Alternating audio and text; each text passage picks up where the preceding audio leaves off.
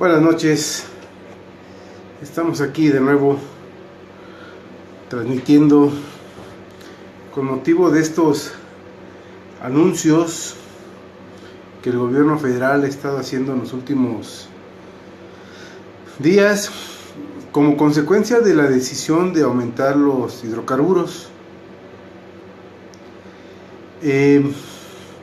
Vamos a hablar de la respuesta que dio de la respuesta que dio el gobierno a todas las manifestaciones que se presentaron. Definitivamente hay que reconocer que las manifestaciones sociales,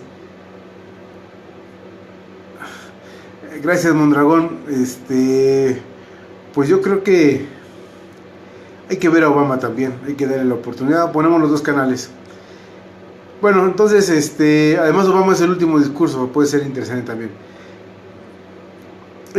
Bueno, les decía que vamos a hablar de la respuesta que da el gobierno, un poco apresurada. Yo creo que por eso la Coparmex se opone a firmar este pacto, este acuerdo, porque fue una respuesta de bote pronto, fue una reacción a la inquietud que manifestó la sociedad por el gasolinazo, ¿no? Ya platicamos en la ocasión pasada que el gasolinazo económicamente es una necesidad, es algo que hay que hacer. Sin embargo, la forma, los tiempos no fueron los más adecuados. Y al parecer es algo que llegó para quedarse, es algo que no se va a retirar. El gasolinazo sigue. Y bueno, lo que hizo el gobierno fue presentar una respuesta formal, esperemos que sea seria, pero inconsistente e incongruente con lo que deben ser las políticas públicas. Y es precisamente el comentario que vamos a hacer sobre este acuerdo para el fortalecimiento económico y la protección de la economía familiar. Entonces, lo que vamos a hacer es a comentar este acuerdo. Este acuerdo tiene 4 ejes. En las noticias lo manejaron. En las noticias lo manejaron de una manera incorrecta. Dicen que son 7 medidas del gobierno para proteger la economía familiar. Realmente el acuerdo tiene más elementos, tiene más puntos que solamente los 7 que menciona. Entonces vamos a leer todo el documento. El acuerdo para el fortalecimiento económico y la protección de la economía familiar es un documento que se basa en 4 ejes, donde participa el gobierno, la iniciativa privada y los sindicatos. Y esto nos recuerda un poco a lo que en el 87 se inició como la era de los pactos. A lo mejor algunos de ustedes son jóvenes, no recordarán esto muy puntualmente, pero los que ya tenemos un poco de historia en estas situaciones, recordamos mucho lo que son la era de los pactos. Y la era de los pactos la inició precisamente Miguel de la Madrid en 1987. Siguió Salinas de Gortari con esta época de los pactos y después continuó Zedillo. Se le llamó la era de los pactos porque cada gobierno tuvo que enfrentar contingencias económicas fuertes. La del 87 fue una de las crisis más recordadas, después de la del 82 y la del 76. Y ya con Salinas de Gortari tuvimos el famoso error de diciembre, que bueno, ahí también Zedillo tuvo que entrar. Entonces es parte de la historia reciente de la economía, de la política mexicana, los pactos. Y hoy día estamos viviendo en nueva cuenta esta estrategia por parte del PRI, porque ni el PAN en sus 12 años llegó a este nivel de hacer pactos económicos, ¿no? Entonces, vamos a ir comentando. Bueno, hay que decirlo a manera de apunte, la era de los pactos funcionó porque realmente la gente se comprometió Los sindicatos cumplieron, los empresarios cumplieron, los ciudadanos tuvieron que cumplir, no les quedó de otra porque estaban amarrados completamente por todos lados, ¿no? Entonces, vamos a leer el documento, que como les digo fue una reacción del gobierno a lo que trascendió con los movimientos sociales originados por el gasolinazo, ¿no? Entonces dice, el documento formal se llama así: Acuerdo para el fortalecimiento económico y la protección de la economía familiar. El gobierno de la República y las organizaciones empresariales, sindicales y de productores del campo, en el contexto de condiciones internacionales adversas e inciertas y conscientes de la importancia de atender en un marco de diálogo y de respeto a la problemática derivada del incremento internacional de los precios de los combustibles. Volvemos otra vez con los asegúnes, ¿no? O sea, el problema que se deriva del gasolinazo no es una causa netamente externa. Tiene que ver con parte de la forma de que se manejan las políticas públicas en México. Pero bueno, aquí dicen que el gasolinazo tiene que ver con esto, ¿no? Con los precios internacionales de los combustibles. Y de una compleja coyuntura internacional y nacional. Compleja, definitivamente. Pero compleja porque ellos lo provocaron, el gobierno provocó lo que estamos viendo hoy día por su falta de decisiones congruentes, consecuentes a la realidad, ¿no? Coincidimos en la importancia de avanzar en todas aquellas medidas que contribuyan a la estabilidad económica y social del país, la inversión, el empleo, el ingreso y el bienestar de las familias mexicanas. Aquí hay que hacer un apunte. A diferencia de la era de los pactos de los 90s, los pactos se firmaban para resolver problemas macroeconómicos eminentemente, ¿no? Que eran derivados de las crisis económicas que se dieron en aquel tiempo. Hoy es diferente. Hoy este pacto debe de atender más asuntos sociales y políticos que económicos. Y eso es una diferencia muy fuerte que hay que entender y que eso nos va a poder dar un norte para poder comprender si este acuerdo va a cumplir con su propósito, y es donde hay que poner mucha atención, ¿no? O sea, no es por la parte económica propiamente, la parte económica y macroeconómica del país está más o menos controlada en el sentido de que va caminando bien, que la macroeconomía en particular está siendo bien dirigida. Bueno, entonces dice, decía yo que las noticias manejaron mal el documento, porque ellos dicen que son 7 medidas de gobierno para proteger la economía familiar, pero en realidad son muchas más, ¿no? Son 7 nada más las que se refieren a la primera línea de 4 que existe, ¿no? Y precisamente son 7 para proteger la economía familiar, pero también hay otros que tienen que ver con fomentar la inversión y el empleo, que es el segundo eje. El tercer eje es preservar la estabilidad económica. Y el cuarto eje es preservar y fortalecer la cultura de la legalidad y el Estado de Derecho. Entonces, este acuerdo tiene 4 ejes, ¿sí? El primero, yo creo que es el que más importancia le dieron en los medios de comunicación. Y bueno, los medios de comunicación tienen sus tiempos y sus momentos, y bueno, ellos deciden qué es relevante y qué no. Bueno, entonces vamos a revisar nosotros ahorita el documento completo. Y en primer lugar vamos a hablar del primer eje, que es el de proteger la economía familiar. Y efectivamente son 7 puntos los que se manejan aquí.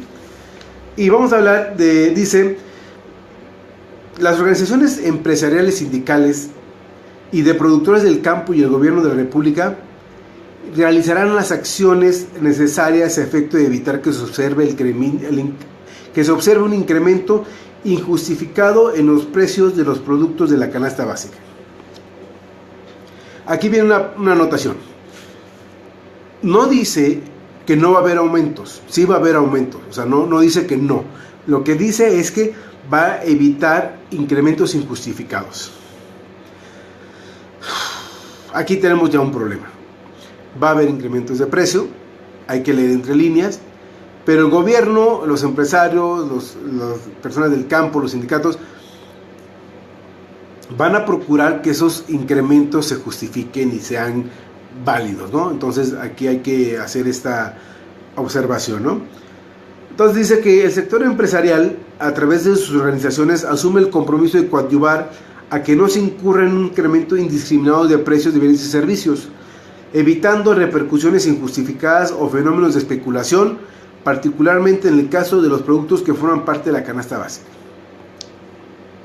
Otra anotación: van a estar observando básicamente la canasta básica. Los demás productos, ley de oferta y la demanda, especulaciones y todo lo que ya sabemos que puede suceder en situaciones como esta, ¿no? El sector laboral se compromete a intensificar los procesos de productividad que permitan incrementar la competitividad. Ya leí el documento y pensaba hacer al final la observación, pero de una vez vamos haciéndola. No habla en ningún momento de incremento a los salarios. No habla en ningún momento de proteger el poder adquisitivo o de recuperar el poder adquisitivo. No habla de que al obrero o al trabajador se le va a ayudar para que el consumo de sus productos sea el suficiente. O sea, hay cosas que no lo dicen, ¿no? Y bueno, aquí es donde empezamos a tener esa observación de lo que realmente el gobierno nos quiere decir con este acuerdo, ¿no? El sector del campo se compromete a trabajar en la mejora de la productividad del campo en beneficio de los pequeños y medianos productores y de la oferta nacional agroalimentaria. ¿Por qué hasta ahorita? ¿Por qué hasta ahorita están mirando a ver a los microproductores, a los productores pequeños del campo? ¿Por qué hasta ahorita están ocupándose en fortalecer al campo cuando... Sí, Héctor, de alguna manera. ¿Por qué hasta ahorita? ¿Por qué no lo hicimos hace 10, 15 años? En el Telecán, en el 94, tenemos ya a más de 20 años, 22 años del Telecán, y siempre se ha comentado que es un sector vulnerable. Lo siguen mencionando. Vaya, como que rescataron los apuntes de hace 20 años, ¿no? Y bueno, el sector gubernamental se compromete a los 7 puntos de proteger la economía familiar. Y dice, primero, impulsar las acciones que permitan mantener la estabilidad de los precios de la canasta básica. Volvemos, canasta básica. Así como vigilar y sancionar cualquier abuso en términos de la ley. Nada nuevo. Hacer lo que tenemos que hacer. ¿Sí? O sea, esa es su función. No entiendo por qué hay que acordar sobre esto. En fin. Modernizar el transporte público. Señores, ¿desde cuándo no usamos el tren, el ferrocarril, como transporte público? De mercancías principalmente. No se diga de personas, de mercancías. ¿Por qué no usamos el tren? ¿Por qué tenemos que llegar a un acuerdo? Se supone que es parte de la modernización, es parte de la infraestructura mínima que debe tener una economía para poder ser competitiva. Pero bueno, ya llegamos a ese acuerdo. Perfecto, bien por ellos, ¿no? Mejorar las condiciones de crédito a través de la banca de desarrollo. ¿Y la banca comercial? ¿Para cuándo? México es uno de los países donde el diferencial en las tasas de interés es de los más altos. La tasa pasiva está sobre el 5 o 6% y la tasa activa anda sobre el 40, 50 o 60%. El diferencial son entre 45 puntos promedio. A nivel internacional esto es inadmisible. Pero bueno, no la tocan a la banca privada. La banca comercial ahí queda como siempre. Únicamente se van a apoyar en las condiciones a través de la banca de desarrollo. Nada más, banca de desarrollo. Olvídense, la banca comercial, ellas siguen haciendo sus negocios, ¿no? Emprender las medidas que fomenten la inclusión laboral de grupos vulnerables. De nueva cuenta, ¿por qué hasta ahorita? ¿Qué pasa con los de 40 y más?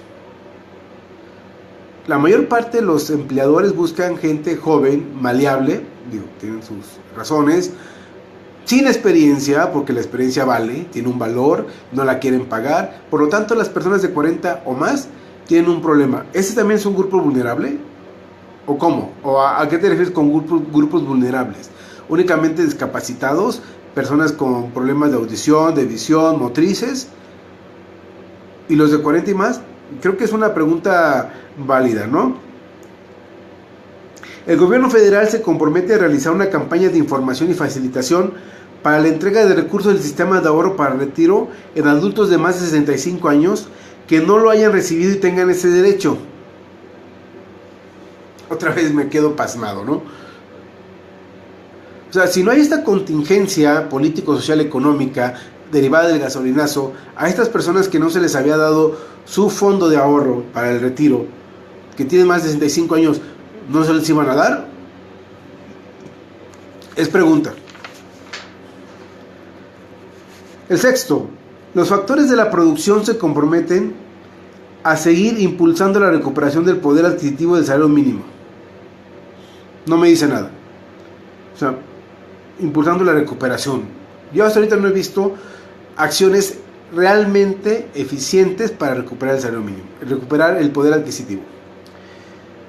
Y por último, reforzar acciones en favor de la libre competencia. Aquí no hay mucho que decir. Tenemos toda la época neoliberal, desde Miguel de la Madrid, finales de su mandato, Salinas de Gortari, Zedillo, Fox, Calderón, Peña, donde la competencia está libre, no hay ninguna restricción, la política de competencia funciona. En fin, no sé por qué sea un punto importante del acuerdo, cuando es un hecho y es algo que se está dando, ¿no? En fin, esos son los 7 puntos del primer eje, que es proteger la economía familiar. Me dice poco, no hay acciones concretas. Entiendo ahora por qué Coparmex dice, espérame, esto únicamente nos va a ayudar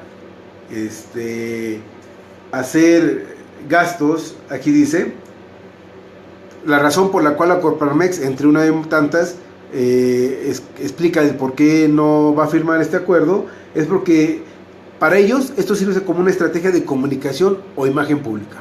Es nada más para salir en la tele, para que se dé la nota, para hablar bien del gobierno, para decir que el gobierno está haciendo las cosas. Y estoy de acuerdo. Los 7 puntos no trascienden, no llevan a la creación de políticas públicas en materia económica, principalmente sólidas y consistentes. Habría que ver cómo lo piensan llevar. Tenemos 2 años para que lo logren. Estas acciones son a más largo plazo, no son tan inmediatas. Y esa es una de las razones por las cuales la Coparmex pone en entredicho la viabilidad de este acuerdo, ¿no? Y bueno, habrá que esperar estos próximos días cómo lo rescata el gobierno y cómo lo ve, ¿no? El segundo eje habla de fomentar las inversiones y el empleo. Yo siempre lo he dicho y lo vuelvo a decir. En México, como en muchos países en desarrollo, se echan las campanas al vuelo cuando la inversión extranjera fluye. No digo que esté mal la inversión extranjera. Lo que me preocupa y que debe de ocuparnos es evitar la dependencia de la inversión extranjera directa o indirecta. Si dependemos del capital extranjero es porque no tenemos la capacidad de ahorro, de generar ahorro, y si no hay capacidad de generar ahorro no hay inversión local, interna, doméstica, y por lo tanto tenemos que recurrir a la inversión extranjera. Que la inversión extranjera, hay que decirlo, es el ahorro o es el remanente que tienen las otras economías y que tienen que buscar invertirla. Entonces, está bien que haya inversión extranjera, pero no es como para sentirnos orgullosos, es una dependencia, hay que evitar esas dependencias. Pero bueno, aquí de nueva cuenta el gobierno federal lo ve como un logro, el que venga la inversión extranjera. Y sí es un logro, pero desde una perspectiva un poco cómoda. ¿A qué me refiero? Que si la inversión extranjera sigue fluyendo a nuestro país es porque nuestras condiciones como país receptor son buenas. que el riesgo país es mínimo o bajo o aceptable, y que prefieren invertir en nuestro país a invertir en otro país de América Latina, Asia, África o Europa, no sé, Europa del Este principalmente. El asunto es que es el segundo eje. Gracias, David, por compartir el video. Yo sé que me recomendaste que no hiciera esto, pero bueno, hay cosas que no puedo evitar, perdón. Bueno, dice, fomentar la inversión extranjera, fomentar las inversiones y el empleo. Es el segundo eje, ¿no? El presente acuerdo tiene también como objetivo principal impulsar los proyectos de inversión programados para el 2017 y 2018 y fomentar nuevas inversiones en nuestra economía, manteniendo la creación de empleos, el crecimiento económico y la competitividad. En ese sentido, los sectores empresarial, sindical y del campo se comprometen a privilegiar la productividad como medio para impulsar el crecimiento, el desarrollo, la competitividad y la mejora de los ingresos de los trabajadores del país. Para ello, se impulsará la inversión y el empleo por parte del gobierno federal a través de la banca,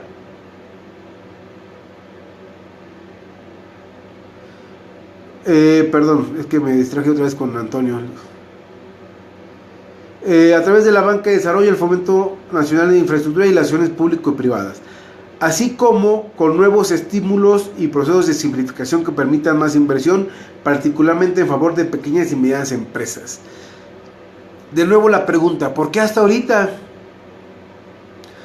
¿Que no es una responsabilidad del gobierno crear las condiciones permanentes, constantes, eficientes para que se dé el desarrollo de las empresas?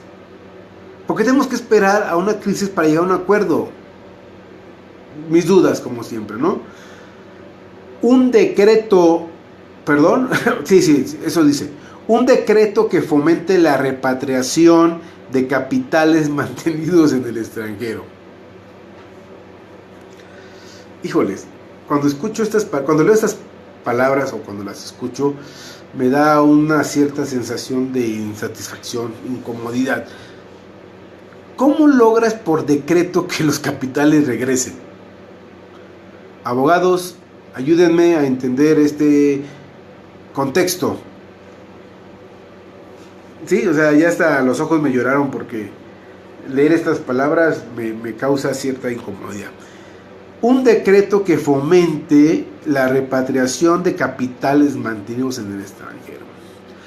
Háganme el considerado favor. Otra vez más, el otro punto dice, la implementación de las reformas estructurales que eleven la competencia y la inversión en sectores clave de la economía. Pues el anterior decreto y esto de una implementación de reformas estructurales para la competencia y la inversión me suena a que creen todavía que si lo dice el gobierno se va a hacer. Y no, señores, en el mundo actual, en el mundo en el que estamos viviendo ahorita, 2017, ya, 2017, el mundo no se mueve por leyes ni por decretos, se mueve por acciones.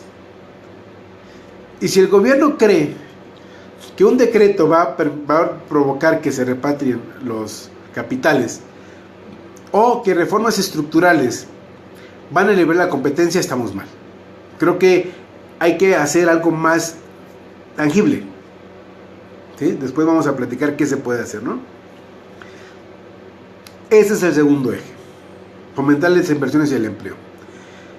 Después viene el tercero, que ya es más rollo todavía. Si lo anterior es rollo, esto es más. Así que pueden irse a tomar un café mientras lo platico, ¿no? Porque realmente no trasciende lo que va a decir aquí.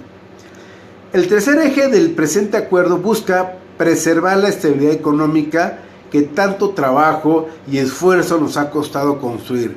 Ajá, sí, claro. Y que permitirá impulsar la dinámica de todos los sectores sin deteriorar la posición fiscal del país. O sea, voy a hacer todo lo que sea posible para reactivar la economía, pero no toco las finanzas públicas. Las finanzas públicas no me las toques, ahí déjalas. La política fiscal no la muevo, ni para bien ni para mal, ni para arriba ni para abajo. Eso queda inamovible. Y yo me pregúntome yo, ¿y los estímulos fiscales dónde van a quedar? y los recortes a los gastos. Bueno, vamos a verlo ahorita.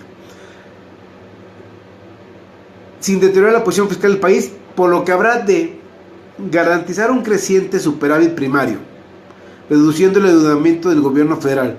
Solo faltaba que el gobierno quisiera endeudarse más. Bueno, lo hace.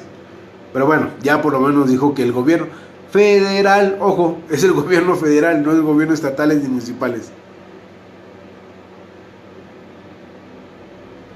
Algo más o menos así, Fernando. No voy a leer todo lo que dices, pero sí estoy de acuerdo.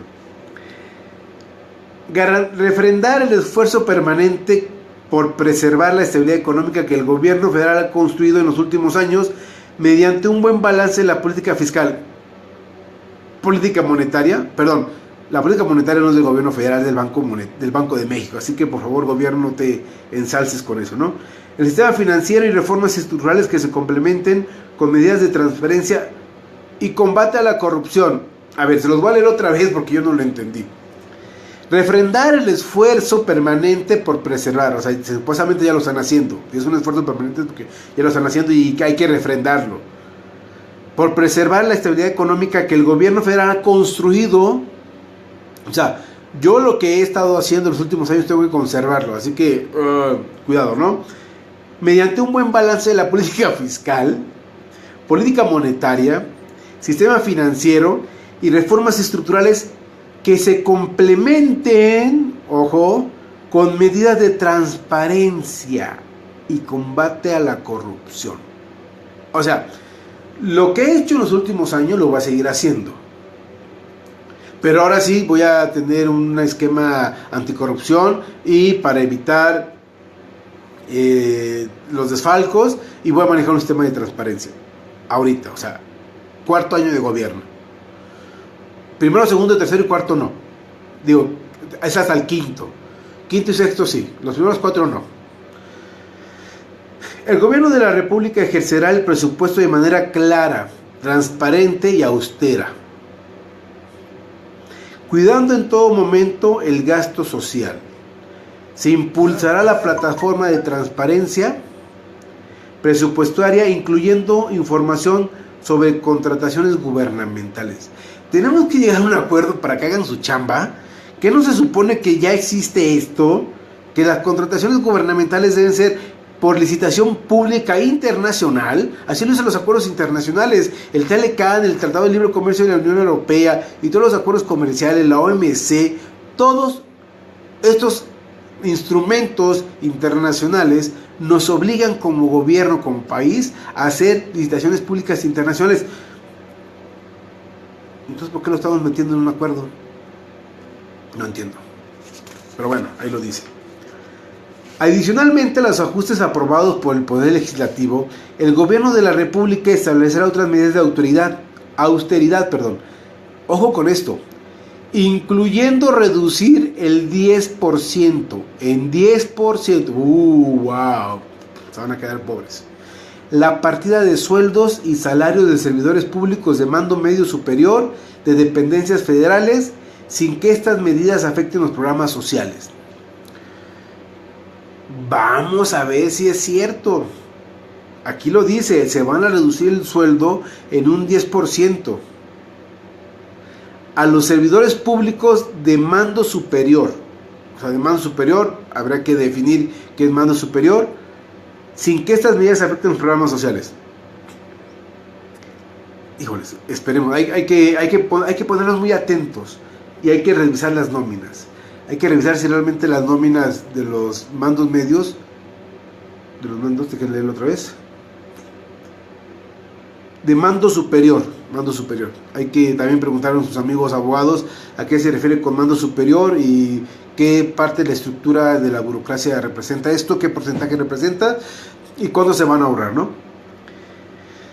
Se exhorta, por favor háganlo, traducción, ¿no?, a los otros poderes de la federación, a los organismos autónomos, así como a los gobiernos locales, para que adopten medidas similares.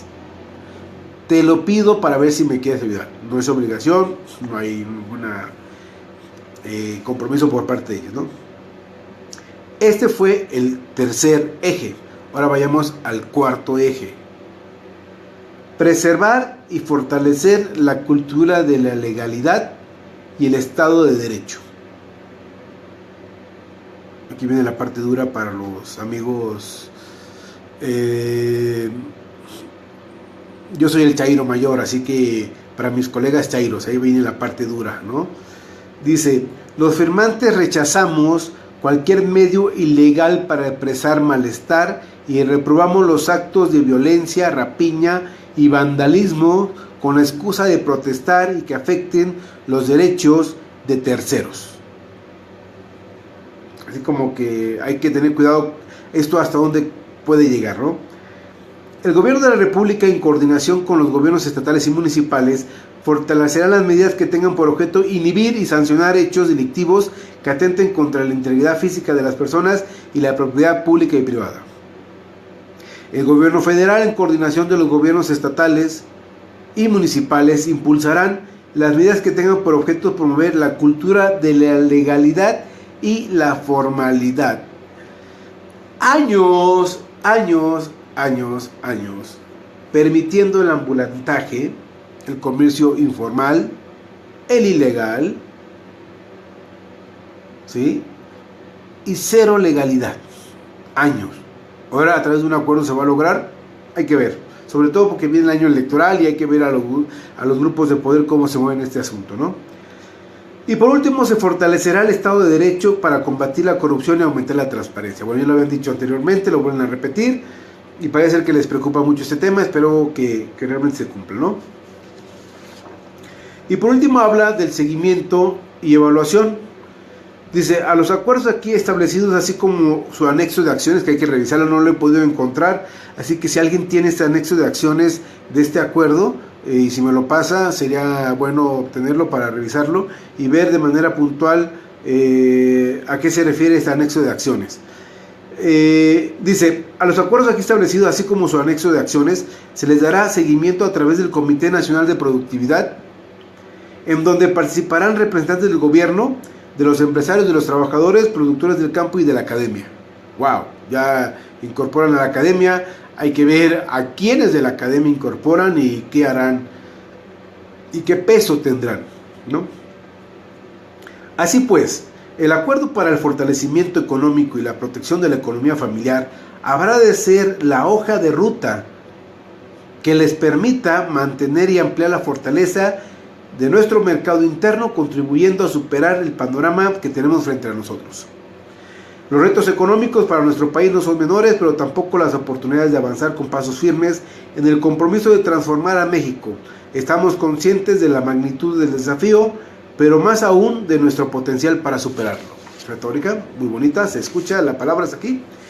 El acuerdo habrá de responder a la complejidad de nuestros tiempos, impulsando con toda determinación los proyectos que modernicen a nuestro país, salvaguarden el patrimonio de sus familias y faciliten su desarrollo. Los que hoy suscribimos este instrumento, bueno, ellos, refrendan su convicción de que nuestro país requiere que las y los mexicanos enfrentemos unidos los desafíos que imponen las condiciones actuales. Señores, este es el documento que se publicó de manera oficial. Yo lo puse en la página por si en los posts que pongo en Face. Si alguien lo quiere en particular me lo pide, se lo puedo mandar sin ningún problema. No hay mucha esperanza con este acuerdo desde mi punto de vista.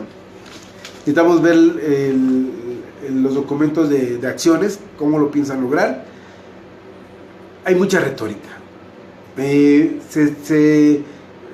Siento mucho el antecedente de los pactos de los 90s, que como dije en un principio no responden a la actualidad. O sea, estamos en el 2017, los pactos se hicieron desde el 87, hace 30 años.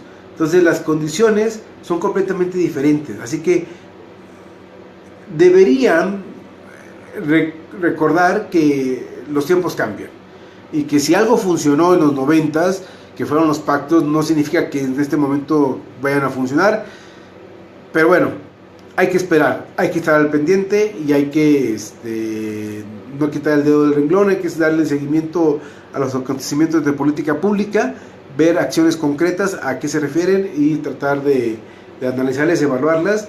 Y bueno, esa sería la lectura, los comentarios a este acuerdo. Agradezco mucho su presencia a los que siguen esta transmisión. Y bueno, nada más quisiera hacer un comercial, aprovechando y abusando de su tiempo. Ya está próximo a publicarse la convocatoria para el examen Comipem, que es el examen de asignación para el nivel medio superior. Es el 20 de enero, así que pónganse atentos para todos los que tienen hijos o parientes que quieren entrar a la preparatoria o al bachillerato en la zona metropolitana. Entonces la convocatoria es el día 20. Aquí en Aspel tenemos un curso de preparación para que puedan presentar este examen, es en línea. Cualquier duda, bueno, me pueden enviar un correo. Ya he estado publicando información sobre Comipem y cualquier cosa estamos para servirles. Muchas gracias por su atención, nos vemos próximamente. Espero mañana, bueno, no espero, mañana voy a leer y voy a comentar también la propuesta de la Coparmex. La propuesta de la Coparmex son 7 propuestas de Coparmex para mejorar la economía familiar, interesantes, reflexivas, y bueno, aquí lo estamos viendo. Muchas gracias, buenas noches.